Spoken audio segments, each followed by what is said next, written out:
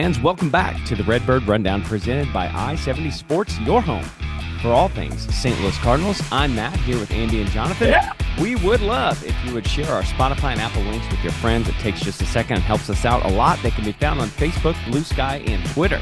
Today, we're recapping the past series, deep diving a few players' stats post-All-Star break. The runway guys, you know it, checking in on a few minor league players and sharing what we'll be watching for heading into next week's games. But before we get into the series recaps, we need to check the record and our vibe check for the last week. They are currently playing the Yankees. We're recording during the finale of that series. Right now, they are 1-4 on the last week and currently behind with Michaelis on the bump. So let's just assume 1-5. Gentlemen, we need a vibe check. Andy, go first. Let's hear it. Okay. Do you remember, Matt, uncovering we all went to the same high school. Jonathan, did you end up going to the new high school that they built? No. No. Okay. So No. we were all His in the hip hurts too 100 sometimes. year He's old. plus. Yeah. You know. Do you remember wondering where the kids who were not in gen ed, where they went? You know what I mean? Yes. Yeah. Oh, yeah. Yes. Oh, yeah. What's holding cell they had those poor souls in. Yeah. Yes, right. Yes. It's like you would see them Yeah. at like rallies and like, hey, the Special Olympics, and like they come out and everybody, yeah, let's go. Fun. And, People Right, supporting right. them. It was great. and then you Yeah. don't see them ever in between classes. I had no idea where they went. Okay. I found out my senior year, and I distinctly remember the day that I was sent down to the bottom of B building and to the depths, and I found them. And I came out rejoicing. Because I They were being tell cared everybody, for. I found them. Yeah. Yes. Okay. With love. Good. We like that. Yes. We're in the bottom of B building. Where are they? Okay. Where are the Cardinals? I know that was Where that are the exceeded- Cardinals? Where are the It's okay. Cardinals? That's the vibe check. I had to set it up. Yeah, of maybe course. For the Yeah. the blue The question is, tile if you of went B and found building. them, would you come out rejoicing? Would you come out just completely and totally mid? Would you come out sad? I don't mean, know it's how not, you would come not out. great recently. Not great. Yeah. I wouldn't come out like I did. Yeah. That B building blue tile though. That was memories right there. See, Yeah. the thing is, the folks in B building, they were treated well. It was Yeah. good for them to be there. They were. It Cardinals- seemed like it was a good time down there. On the other hand, if you were to find them there, it'd be like, oh no, what Yeah. happened? Because Yeah, the my Cardinals. vibe check is, for the first time in a while, I kind of feel embarrassed, just a little bit. I Okay. feel a little embarrassed because not that we lost the series to the Rockies. That stuff happens. It's baseball. The Angels swept the season series against the Dodgers. Like, stuff's just going to happen, right? Sure. But I don't know. Like, we're playing the Yankees. There was another Fox game, which was like a national game, and they put up this little infographic that's like, when's the last time ... for the Cardinals, and I saw like Oh, boy. postseason appearance, championship series, right, and World Series in 2011, and we were just getting thwopped, right? Sonny was just getting smoked, and I was like, man, I know we got a lot coming on the horizon of like maybe some progress, but it's kind of embarrassing to feel. I don't know, to be a Cardinals fan like in this moment. Like we don't really have anything to, offer up on a global stage here, the national stage. We just kind of get, I don't know. It just, for the first time in a while, I just sort of felt embarrassed. I don't know if any of this is making sense, but I just didn't have a making good sense. feeling. I'm glad you said that because that leads directly into my vibe check, which is Mason Wynn's Charizard cleats, which he has on. Just made a spectacular play in them today, and I agree with you. I am like, I don't know if you can be post-record, but I feel post-record. We're 2 games under 500 anymore, Yeah. and this is bad. I don't think I care. I've already I've written this off, and so I've decided as a fan, I'm going to be looking into like the fun odds and ends. I think Mason Wynn is going to continue to be in my life. I was like a little bit too old for Pokemon, so it's not even like a big time thing for me. But great, get the man some Charizard cleat. Like, let's have some fun. Sure. Let's get some new home run celebrations. Let's break out some Something. I don't know, home run chains or something. We need to do something to enliven this franchise because you're right. On a national stage, on the St. Louis stage, even on the Louisville, Kentucky stage, the Cardinals just got nothing for anybody right now. It's not good. Yeah. Not good. Speaking of, this is the team, the 2025 Cardinals, responsible for 18.5% of all Rockies wins so far in the season. The Schwami, Ugh, Andy Smith, or I don't know if that's Chris Berman over there. The Schwami called it correctly. The Rockies, we went I 1-2 against them. didn't call the Yankees. Michaelis pitched well. Donnie rode off the bench, came in clutch in a game one win, and then it just all fell apart. Our starting pitching fell apart. Libby wasn't terrible, but the offense didn't show up against a team. I had to like triple check this stat. The Rockies have a 6.5 ERA as a team, and we scored hardly any runs. So, Rocky series, hooray! yeah. I mean, you're one Donnie General riding across the battlefield away from getting swept by the Rockies at home. Not good. I would like to point out Not good. how poorly we have been playing against the Rockies, which is why, I mean, we just been Yeah. playing mad baseball anyway. We need to recall that on July 23rd, so not very long ago, about a month ago, the Cardinals handed the offense handed them their first shutout, the Rockies, in 220 games. And that was the longest in the modern era. I would like to point out that just a mere month later, after going 220 games, they went approximately, I don't know, 20, 25 games to shut out the Cardinals again. Yeah. And that, Only I two think, games against us, though. Just took two, you know? I think that shows Gosh. a little backup, Jonathan, for you about being embarrassed. We just got embarrassed. Yeah. Revert back to my emotions. That's how I felt. Yep. Yeah. We got embarrassed Bad. against the Rockies, and for whatever reason, why not? You know what? Worse in baseball. They broke a record against us in modern era. Let's do it again. Let's run Yeah. it back. That was fun. Can I ask you guys a very quick question about this Rocky series? This has nothing to do with Michael McGreevy personally. Okay, what I'm about to say. But I was listening to the commentators, Brad and Chip, and I never do this. Okay, I just want to say it's on mute 99% of the time. But I heard them like continuing to like hype up McGreevy that he has a lot of grit, a lot of good contact, a lot of hard contact, but he's got grit out there. And I just thought to myself, like, what else are these guys supposed to say? Like, we're not that good. They have to be positive, but like grit ain't gonna get swings and misses. Okay. And I'm not trying to be like super pessimistic here, but like he was fine, and that's nothing against McGreevy. But I heard that, and part of me was like, why even say that? Like he's got grit, he's getting destroyed. you know? Quick side thing. Was it Yeah. you guys, or it might have been my wife, who showed that the Cardinals before a game, the Cardinals media team will ask the Cardinals players to just name random words that the guys I on did see air this. have to say on the broadcast. So if there's ever a moment where you're like, did they just have a mini stroke? No, they may be trying to work in a word Just that the Cardinals working it in. players. Yeah. That's hilarious. I do that Yeah. sometimes at school. Like I've taught a class like 25 times. It's just sometimes I'll just ask a kid right before class, just like name a random word. I'm going to use it today while I'm teaching. So maybe they should just play more games like that because, Jonathan, to your point, Chip and Brad are in a really bad spot. And it is incredibly annoying as a fan when your team's not playing well and they're like, Michael McGree, what they're saying just does not match the No. reality of the situation. It's just really hard to take. That's So exactly how I felt. in 2 games against the Yankees so far, we did the classic baseball thing of got decent pitching and no offense, and then had tons of offense and horrible pitching. So we went 0-2 so far. We're down today. I don't know. I don't even know that it matters at this point if we avoid the sweep or not. But I did notice, I guess on an upswing, I noticed the stands were a little more full, but I think that's entirely because of the Yankees and not because of the Cardinals. Yeah. Yankees little buff there in the stands. That happens Yeah. everywhere they go. Yeah. Yeah. Fans, Saturday got to see an Aaron Judge home run that Vic almost made an incredible play on, and unfortunately came up lame, hurt himself, sprained his ankle. So they brought Nathan Church up to the major leagues, and that's nice because I at least intend to return to Nathan Church as a name towards the end of this podcast, as we're going to start looking at some minor league guys. But before we do that, we do want to stay focused today for the first part of this segment about players on the major league roster. And we're going to specifically take a look at 3 of the more important names on the roster, both in terms of how are they going to finish the year, but also in terms of the age-old question of are they with us next year, how big of a role, those types of things. So we're going to look at Nolan Gorman, Ivan Herrera, and Jordan Walker, and we're going to do this specifically through the lens of the post-All-Star break. So we'll start with Gorman. Gorman's 25 years old. Post-All-Star break, he is batting .258, .343, .387 for a .730 OPS, a .110 weighted runs created plus, so a little bit above average, the highest walk rate on the team post All-Star break at 11.4% walk rate, and is striking out an above average pace of 28.6% on the K rate. Andy, I just want to open it up here. Is there any Gorman, anything you've seen or watched, or would you like to make an Andor joke right here? Whatever you want to do about Gorman. Well, just for the listener, real quick, as a reminder, how many games we're talking about. If you're not Oh, that's good. Yeah. July 15th was the All-Star break.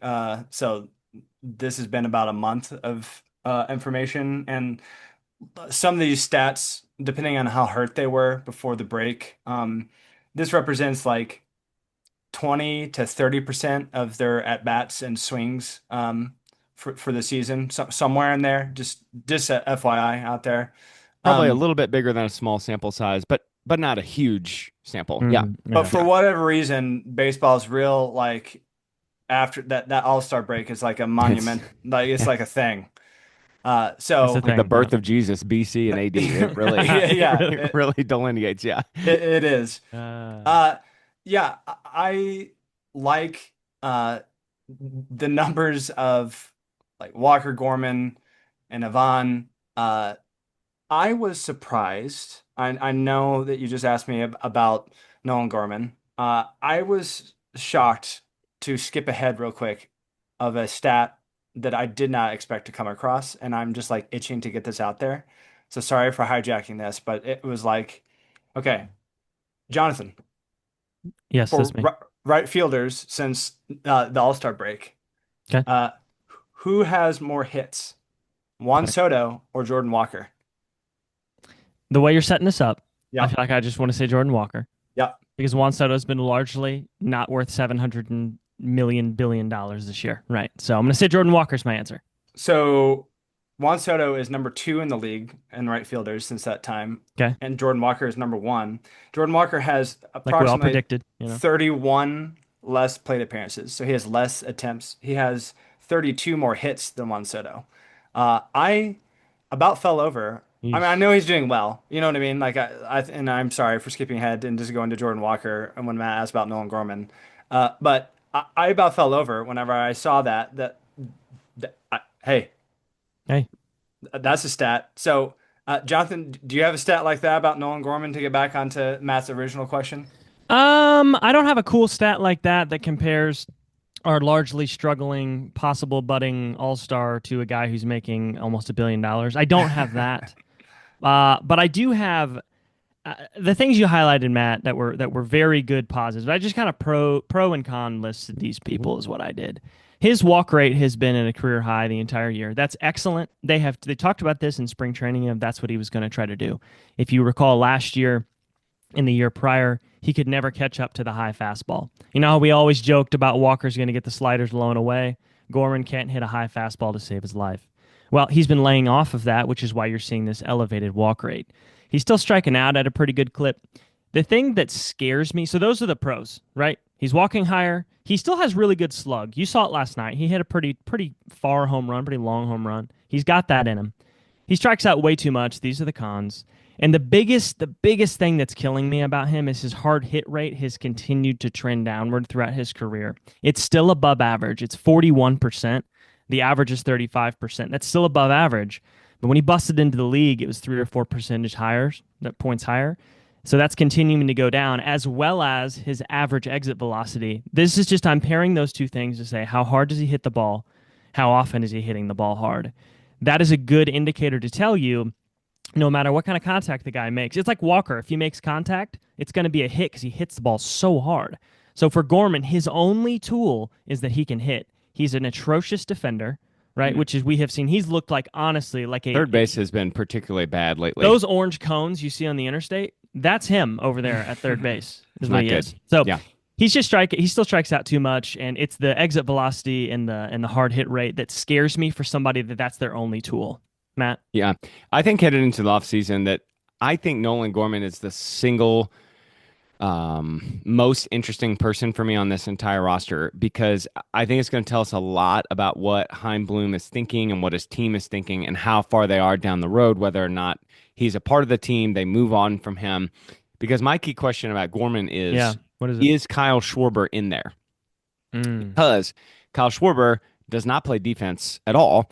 Now, granted, we've got some roster construction problems, and it would be great to just stick Gorman in at DH, but that's not a possibility right now. So Yeah. if he's going to run an OBP of 343, that's pretty good. If he's going to run a slug of 387, that's not nearly enough slug for what you're trying to get out of Gorman. So can he finally like pull this whole thing together and become a 3 true outcomes guy of walk K or bash a double or hit a home run? I don't know. I mean, based on what we have seen from Gorman in his career. Now, I guess I should say this real quick.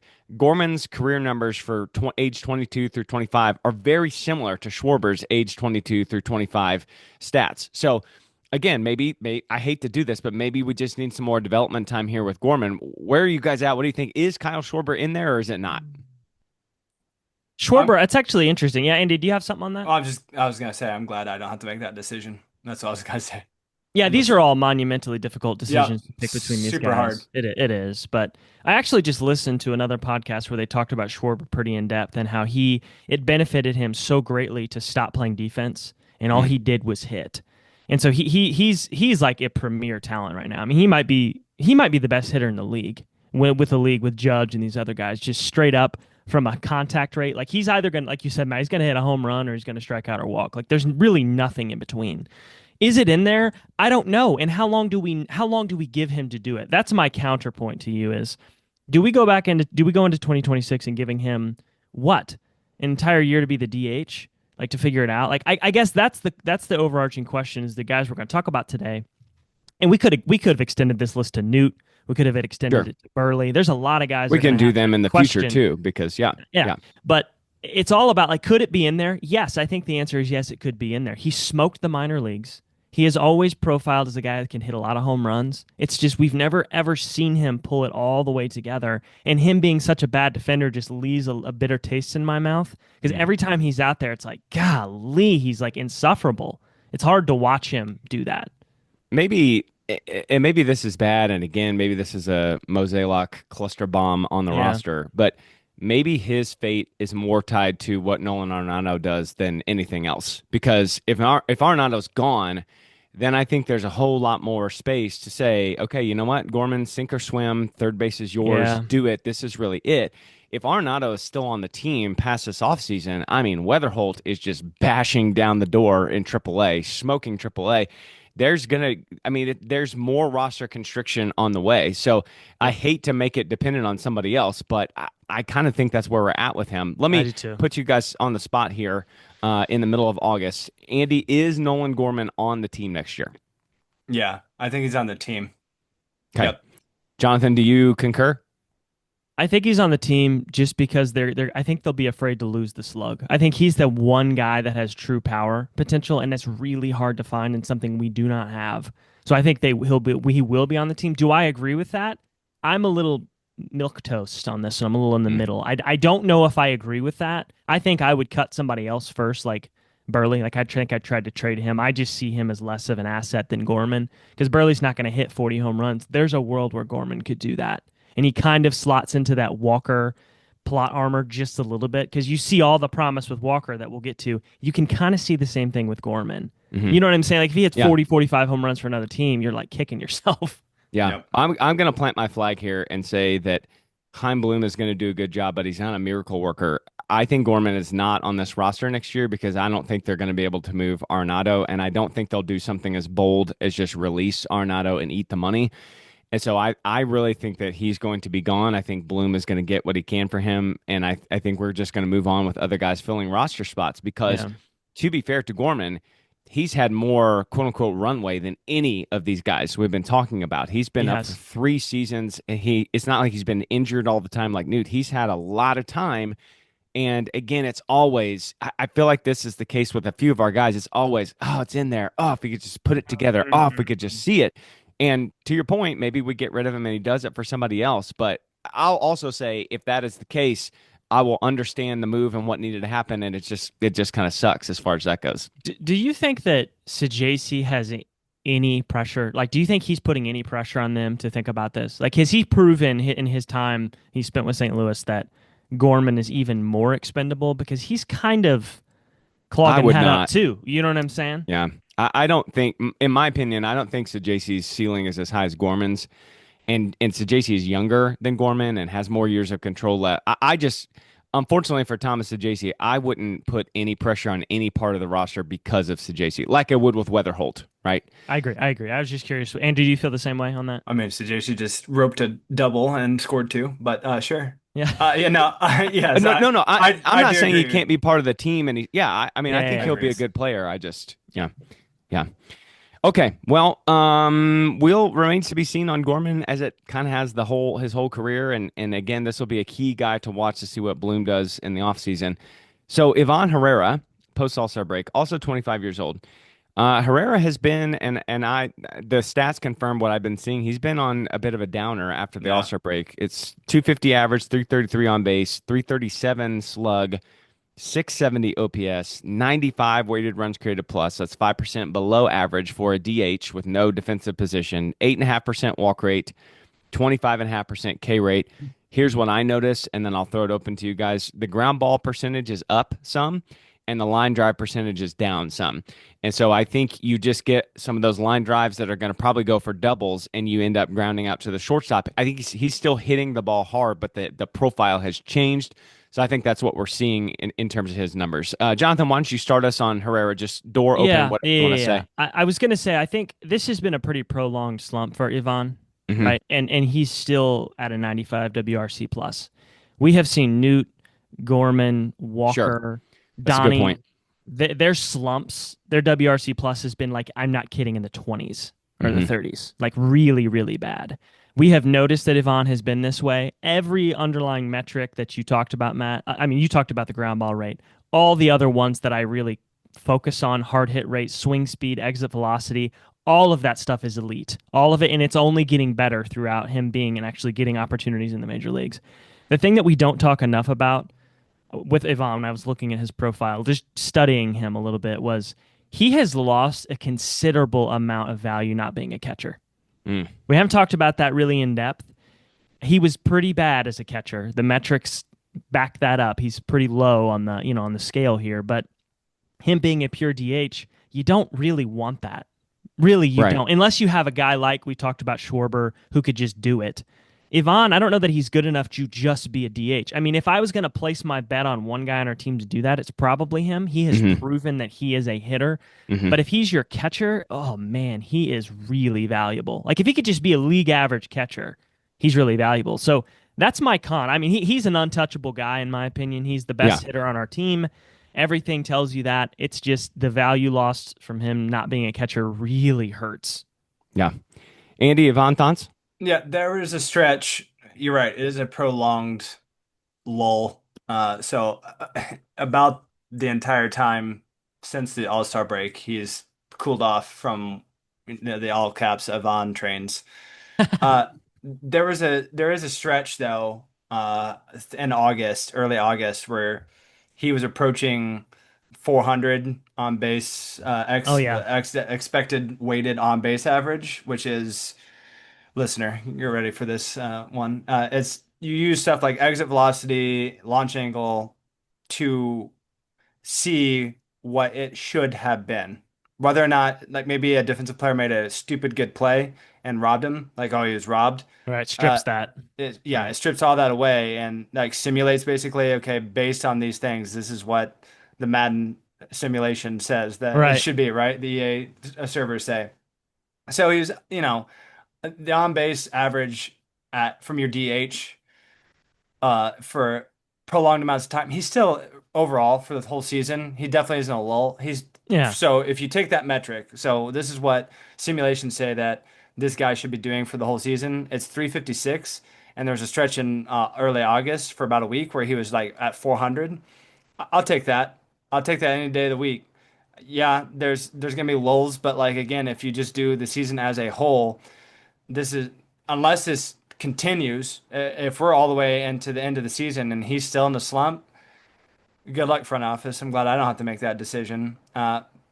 But as of like right now, if he Yeah. comes out to like more average, like batting around 350, 375 on base average, then I'm quite solid with that number from a DH, regardless of the catching ability or not. Well, Jonathan, I'm glad you framed it that way. I didn't want to, I just wanted to say the numbers and say that they were down. I don't want to lean in any direction, but Right. the way you framed it exactly how I frame it, which is I think Herrera is kind of like a high floor and high ceiling guy.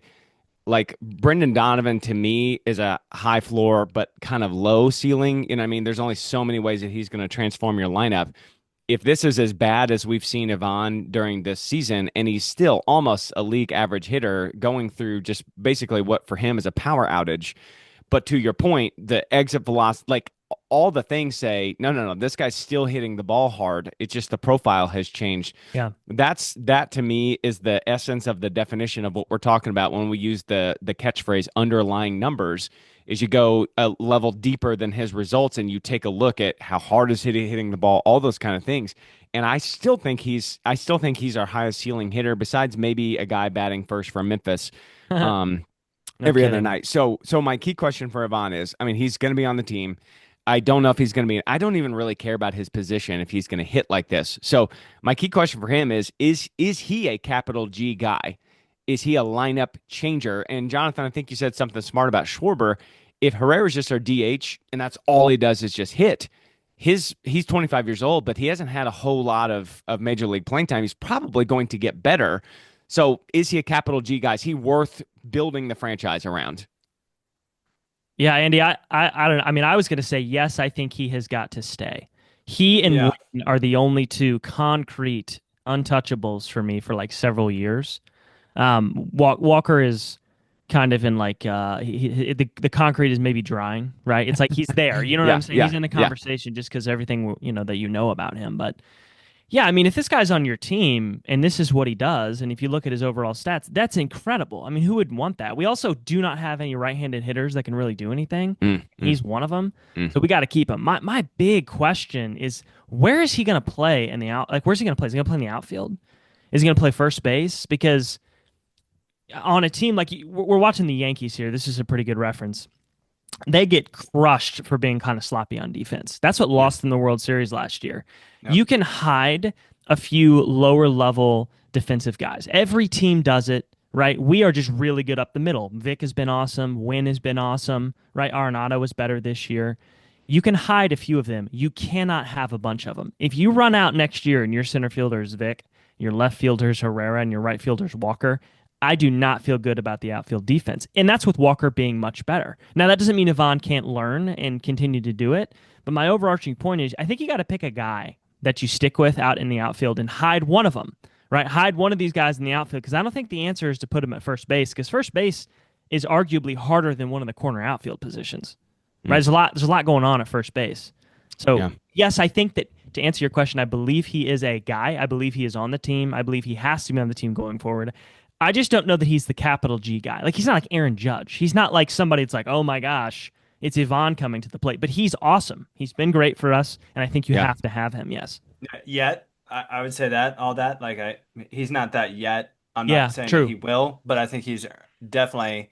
I He's was still talking young. I was talking with my uncle yesterday about my son, how he has this kind of knack and aptitude to play ball, likes ball, and he said if he had one thing that he could do over again with our cousin was put get that dog in him about batting instead of so much pressure about pitching because of how what toll it put on the pitching puts on the human body. It's not a natural motion that Tommy John surgery is, you're basically your ligaments turn into rubber bands. Hmm. And I think that Ivan has gotten, I think he's gotten that message before when he was a kid, just be a dog at the plate. If you're hitting, you can't get out of the lineup. They're going to put you in. And I think he's earned at least that Oh yeah. for sure the next year. Obviously anything can happen, but he is an absolute yes onto the roster next year, no question. I feel good about that. Like he may not be like you guys are saying, he may not be Aaron Judge yet. I don't know. He's young and he's ripping the ball. So let's see what the dog eats up, baby. Yeah, I think we should posture our franchise as though he is a capital G guy because we're not going to get one this offseason, right? No. So No. whatever has to happen, I think we should clear guys out of the way. I think if that means that, like, for some reason Burleson needs to be a casualty this offseason, I want them to clear out and make Herrera prove us wrong, because we don't have guys that hit the ball. Well, we're getting ready to talk to one, about one. We only have two guys that hit the ball like him, but he's one of them, and he has had considerably more success in his career than Jordan Walker has. And we got to see. I mean, if this is going to transform our lineup, and Ivan Herrera 2 years from now is a household name because of how he hits, that doesn't happen all the time. And Alec Burleson is not going to be that. And I have serious doubts about Nolan Gorman. And I'm not doubting Ivan yet. So I think we should posture our franchise as though he is our guy. For I sure. agree with that for sure. Yeah. So speaking of the other guy who hits the ball, just absolute missiles. Jordan Walker, I saw just last night. I saw he had 3 exit velocities over 100, 2 over 110, and he was 1 for 3 because one of the 110 was just a screaming missile, double off the wall. So post All-Star break, he has been doing kind of what we want to see from him. He's batting 284, 333. 395 slug is a little low, 728 OPS, a 107 weighted runs created plus, so he's above average at the plate, 6.9% walk rate, 26.4% K rate.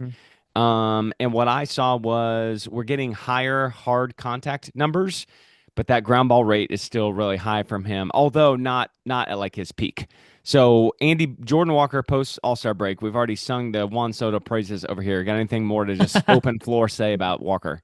I do. Batter run value. He Mm-hmm. is ranking in the top 9. So people who are around him, Cody Bellinger, we got Acuna out there for the junior. So yeah, I think what we have seen this year, I think definitively to put in my book, he did it. He did enough to get onto the roster next year. Okay. Enough has occurred that he has at least earned another season to go fail if he's going to fail, or another season to show again, yes, he deserves to be in the big leagues. I think he has done that. He struggled with injury the first half of the season, and I think that he's getting healthy. And I think if this is what healthy Jordan Walker does, then if this is his floor, if this is his average, I think that that's good enough to go send him out there again, 100%. Okay. Jonathan? Do you guys want to know why he's been pretty good since the post the All-Star break? I got the one and only stat that will solve this. Give us the magic bullet. He has a positive run value against sliders for the first time in a very long time, since 2023. He can now hit the slider. You have seen it, right? You have seen his new batting stance. It's not as open. This is where you get into like this great, and I don't know enough about this to speak, definitively on it, but shorter to the ball, catching the ball in front, the stance being shorter so he's not so far behind, all of those magic things that people look at. That's what apparently has been happening with him. Now, is that really why he's been better? I don't know. I just saw that and couldn't believe it because we've killed him for months on how he can't hit a slider to save his life. Everything else is perfect from the hits the ball hard as you know what, right? His exit velocity, you already said, the guy puts the barrel on it and it goes 110. It's insane, right? It's just, is he ever going to figure it out? Is he ever going to get the pitch selection right? Is he ever going to get the strikeout rate down? Is he ever going to hit the ball more consistently in the air? If he does that, I know we were comparing Ivan to Aaron Judge, which is completely unfair. I should have said that. That's insane, right? Aaron Judge is a Hall of Fame player. There's no question about it. Jordan Walker legitimately could be that. Like he has the strength and the exit velocity and the profile to become that. Is he ever going to do it though? Right? He's proven that he can change on defense. I've been really impressed with that. He, that first year out there, Matt, when we were watching, that was, oh my gosh, like that was really bad. We're just taking some expeditions to the balls, like tent on his back, camping. Like it was an adventure. Yeah. There's like a yak, in the background. Oh man, it was horrible. He's gotten better with that. So he 100% is on the team next year. He's got to be. It's just, can he ever put it together? Because if he doesn't, it's like the biggest what if in the history of the Cardinals if he can't ever put it together. More so than any of these other guys we've been disappointed with, Dylan Carlson, those kind of guys. Sure. He is just on an echelon way higher than that. So I think for me, the thing I think about him is if he has signaled this openness to being coached, which, I mean, what an insane thought, Jordan. if he will keep that mindset and that openness all the way through the offseason, what could really happen for him.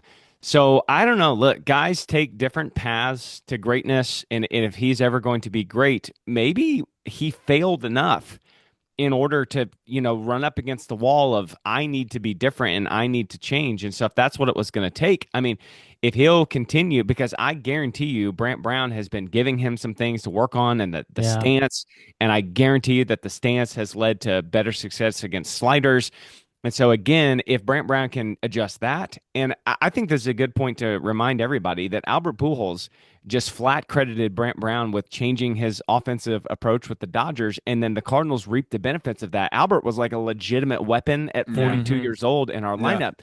So if he's going to be able to fix the slider problem for Walker, maybe we can finally fix the launch angle and elevation problem. And I'm telling you what, if that gets fixed, you guys, I mean, I don't know how many times we have said this season, and I hate to just say the same thing, but the guy's potential is at the moon because nobody in baseball swings harder, and these things are just missiles off of his bat. So you just can't ignore that. So I just am hopeful that he'll take that kind of coachable mindset into the offseason and grow rather than just like, I'm happy to be here. I'm going to keep just hammering the ball into the ground. I hope he'll change. So just to recap, I guess we have Jonathan and I both are hesitantly, yes, Nolan Gorman will be on the team next year, but we don't necessarily agree personally with that. Matt is taking a step of faith and saying he's going to be off the team. Yes, right? I am. Right? I actually want him on the team. I want us to clear the roster to give him another run at it. But I don't think he will be with us, right? And we have Ivan and Walker both have definitely earned a spot on the 2026 rosters, correct? That's where we all landed with those guys. Yeah. And I think we've said this before, but I'll say it again. Jordan Walker's 23. He's 23. Yes. Aaron Judge was still in college. Yes. Or right around it. Okay. And I know that's hard to see because we are watching him struggle at the highest level. And if Jordan Walker was a prospect in like 2005, he probably would have made it to the major leagues when he was like 28, 27. He might. Right. Truly. Right. So we are watching him fail spectacularly right now. So to your point, Matt, if he unlocks that and he actually does change his habits here, we won't be able to re-sign him. I just want to say that. Enjoy these last couple of years if he actually turns it on, because he'll be worth $700 million. Because, I mean, if he could do it, I doubt he's going to be worth 700. But you see what I'm saying? Like, if he's that good, we're not going to sign that, Yeah. I'm sure you guys did this too, but I was operating with thinking about these players and asking these key questions myself. I was operating under the assumption 2026 is going to look a whole lot like 2025. I don't really think there's going to be that much of a different product on the field. So under those auspices, like if we were thinking next year we're going to be a 95-win team, I'd have a different thought about Nolan Gorman. I'd have a different thought about Walker.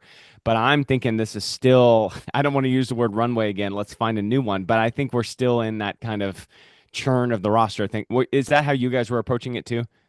Yeah, trust the process. Yeah, I viewed it like that. I just hope next year the difference is there's not, the log jam is unjammed. Yes. If there's one thing we can do, if we can get rid of Arenado, I don't even care what it is, or we need to go to him, either get rid of him, like just pay him and cut him, which I doubt they'll do, like you said, Matt, at the top. Yeah. Or we just say, listen, like you're not going to play every day. That's it. Like you want to be on the team, you're not going to play every day, or we can try to trade you somewhere else. Because we can't give, like I was just thinking about Gorman. He hasn't had really like a consistent run all year. It's kind of been like start, stop. And it's like, because we got to get this guy at bats, we got to get that guy at bat. Yeah, they're all because then Marmol's like, well, Burley deserves to be in there, and it's like I don't agree with that, but you know what I'm saying? Like that, that's what he thinks. Like these guys deserve to be in there, so somebody's going to be hurt, and Gorman has been hurt. Yeah. Listeners, I think we're just going to call an audible live here. And I think we should just devote the entire next episode to this minor league stuff because I think there's too many names. And I think at least when I was going through these names, and we're going to be looking at some fast risers and who we could see next year and who's on the horizon to watch, I was really struck by the profiles of the guys that are worth watching and thinking about in the minor leagues is very different than the profiles of who populates our major league roster. And I think that you can already start to see like Bloom and his team. You can already start to see that happening in the minor leagues. And because we have spent so much of the show talking about that, and that's how important it is, I really think we should just devote the whole next episode to the horizon and what's going on. So I think we will do that. We should, however, take a look forward at the Marlins series and the Tampa Bay Rays series. Both of those are away. And so just guys in the next week against the Marlins and the Rays, 2 Florida teams, what are you guys looking for? Andy, go first. I am going to be looking for sunshine. That's what I'm going to be looking for, as in a better record, as in not that, just, something to really sink our teeth in and be like, overcome Jonathan's sadness of embarrassment. That's what I'm going to be looking for. I need to melt away the sadness. The Florida sunshine. That's what I'm looking for. Yeah. Okay. Jonathan, what are you looking for? I am looking at some of the bullpen guys. Leahy kind of got hit hard last night, I think it was last night. Swanson sort of buckled a little bit the other night. Like, he threw a ton of pitches. It's interesting to watch what Marmol is doing with them, so I want to continue to watch it. Because when you see Swanson, like, he's out there for like almost 3 innings now. And I find that very interesting that that's what they're doing, that it's like whenever Leahy comes in, it's not for an inning. He pitches like 3. And I like to see that. So I'm interested to see, like, are they doing the same thing with Swanson? Like, are they going to try to stretch him a little bit? Because that would be interesting. That's a good point. How they do that. I think they're kind of like doing what they're doing. They're trying to find a Mats almost, like we lost Mats out of the bullpen. And that's exactly what they're kind of doing with some of those, like, who can fill that role of long reliever. Yeah. And the only thing, I was going to say, offensive side, I'm just watching Newt. I'm watching Newt. He's still hitting the ball really hard. I do want to give him credit for that. But I just want to watch him the rest of the year. He is a huge question mark. I don't know what to do with him. Yeah. And so we'll talk about that in another episode, but I'm watching him pretty closely. Yeah, I'm interested in the Rays. The Rays are currently sitting with the same record that we have. And if I'm honest, I don't know if I can name 4 Tampa Bay Rays right now, and I feel like I follow baseball pretty closely.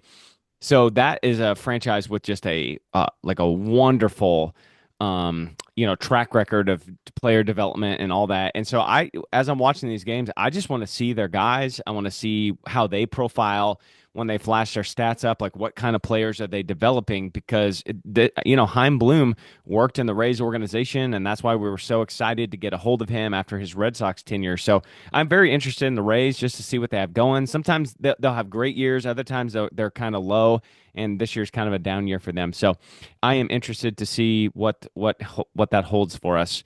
And I don't know. Maybe we'll get some winning baseball. That would be nice. I don't like rooting to lose.